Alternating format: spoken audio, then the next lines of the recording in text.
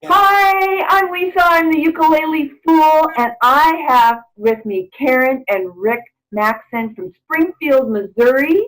I found them on Facebook and just thought, I'll bet you these folks have some superpowers, and it turns out that they do. So I'm so glad they agreed to do this interview with me. So, Karen and Rick, tell me about your superpowers. Oh, okay. Well, yeah.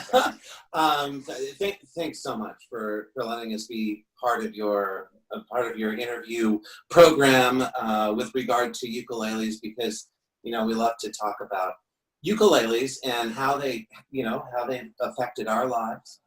I think if we had a superpower, it would be aloha, right? It's the power that animates all ukuleles and ukulele players, as I'm sure you've experienced in all of your years of teaching, and especially now with your Patreon project and your GoFundMe, that when you put a ukulele in someone's hand and you teach them a little bit, they go from being music consumers to music creators. Yeah.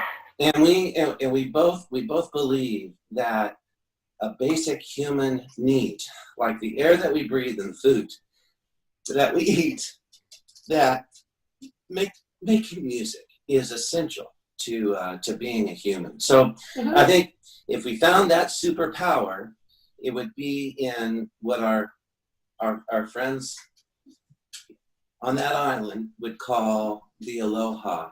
It is the essential sharing of the life-giving breath that's in all of us, that exists in every human. Boy, that is so well put. Thank you. So, and the two of you perform together, and I see that you'll even travel like 150 miles to do it. And further, Yes. the ukulele is probably responsible to the most significant life events in my life in the last 12 years, and certainly the last 5 years for both of us. Because we're ukulele players, we've been able to meet wonderful people, and we've had the opportunity to travel to Japan and to Hawaii, certainly, and to Mexico. We need to get to Kentucky, to California, and I can say it's because we're ukulele players that we got to do those things. Yeah. So for Rick and me, we have different origins as to why we're playing ukulele, but Rick created and is the advisor for a ukulele club at Drury University, where he's a professor. And in 2015, we were able to take them to our sister city, Springfield's sister city of Isesaki, Japan. And on the way, we took 9 college students. And on the way, we stopped in Hawaii for a few days. Why not? Yeah, right. And for some of these students, I think a couple of them had not had passports before, and I think one had never been to a beach. And we had a stopover in Utah, and some of them had never seen mountains like that. So while we were in Hawaii, we had arranged ahead of time to get married. I was a friend of Rick's. That's all they knew. And I was kind of like their mom, and we kept it a surprise from them. We took them to the beach. We had a professional photographer. We said, our gift to you is that we're going to have some photos taken of you at the beach. And they loved that, of course. And then 100 yards up the beach were family members, and the chairs and the arch and the leis, and our mayor from our city went with us. He was mayor at the time, and he performed the ceremony. And they didn't know it, but a song they rehearsed to perform in Japan was our wedding song. Oh, that's awesome. And so, did you meet through ukulele? No, first off, we went to kindergarten together in Ventura, California. Yeah. Southern California. Wow. Wow. Yeah. And we lived 5 houses apart. different elementary and junior high schools, and then in high school became very close friends, and then went on our lives, and then reconnected like you hear so often at a high school reunion. Yeah. So, Yeah. And then when I moved here, I brought my little ukulele and as well as the cello, but we just started playing ukulele in the community, and it just pretty much evolved into our lives. Yeah. So. I came to ukulele about 12 years ago.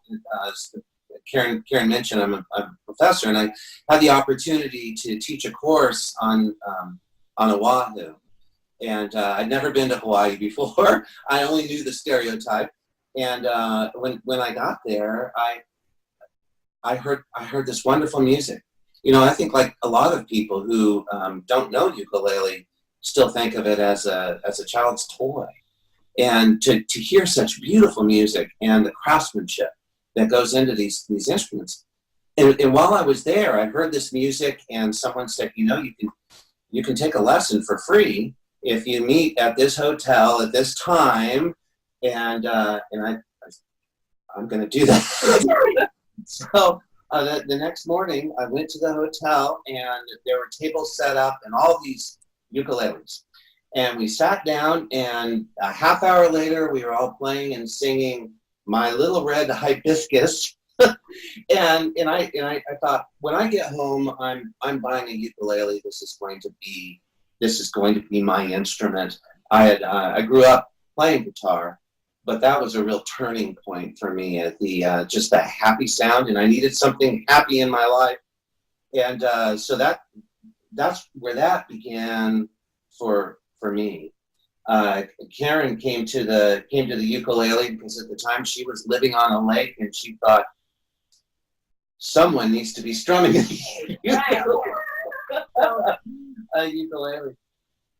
When we met at the family reunion, and then later we were married and living here in Missouri. Our love for the ukulele and our love for sharing it with other people just blossomed. She mentioned that I'm the faculty advisor for that little club. I still am. Karen took on the role of managing our community's ukulele club. Right. We have a ukulele club that's 5 years old. It's called the Queen City Ukulele Club because Springfield is known as the Queen City of the Ozarks. We're in Southwest Missouri. So we're the Queen City Ukulele Club, and we're at about 50 or 60 members, and they've really come a long way in the past 5 years. And now we're in parades. We have a little performing ensemble. We do ambassador work in the community by teaching free classes at the library. So it's a really vital ukulele community here in Springfield. It's a lot of fun. Yeah. And then together, we have a duo. And when we play together, we call it Uke 66.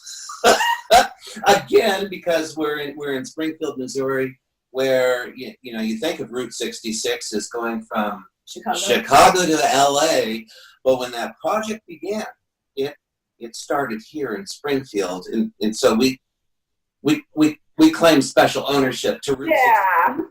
So we thought, all right, it'll be Uke 66, and it's as Uke 66 that we've had a chance to return to Japan, mm-hmm. to represent our city, and to Mexico. And this summer we'll be going back to Mexico, and next winter we'll be returning to Hawaii as Uke 66. And then it's part of that I don't know, this opportunity to play in Hawaii in the International Ukulele Contest. Right. So folks, I don't know, he's being really humble here. We have some serious accolades behind him. Right. He entered the International Ukulele Contest, submitted a video, and we found out he was a finalist, and we thought that was pretty good for the resume right there, right? Yeah. That's good. And then it's kind of a quick turnaround that you have to get to Hawaii to continue the competition as a finalist. And we made it happen. We stayed with friends on Oahu who turned in airline points, and we got there, and And he was in, his division was 19 years and older. And older and older. And I was the senior in my division, Yeah. I'm sure of yeah, it. he was. And he won his division. So we were really proud of that. And then he had written a song that was inspired by a trip we made, a side trip in Kyoto, Japan, to a hedgehog cafe. So that inspired his song that he used to enter, and that won Best Original Composition. So, and he's a very proud new owner of a Kanilea tenor ukulele, and it's gorgeous. That is beautiful. I'll ask your listeners if they're even the least bit curious to go to iTunes or Spotify or wherever they're downloading music and type in Hedgehog Cafe, or if they can't remember my name, Rick Maxson, or Hedgehog Cafe, and they'll at least get to hear a sample of it if they like it. 99 cents, it can be yours. Okay, perfect. That's awesome. So I'll make sure I put all those links down there in for social media. And I'm starting to lose my light here, so as we go. But do you have any tips for beginners? Oh, you start. Play. Yeah. Play your heart out. Yeah. We debate back and forth whether we're practicing or playing, and I like the word play.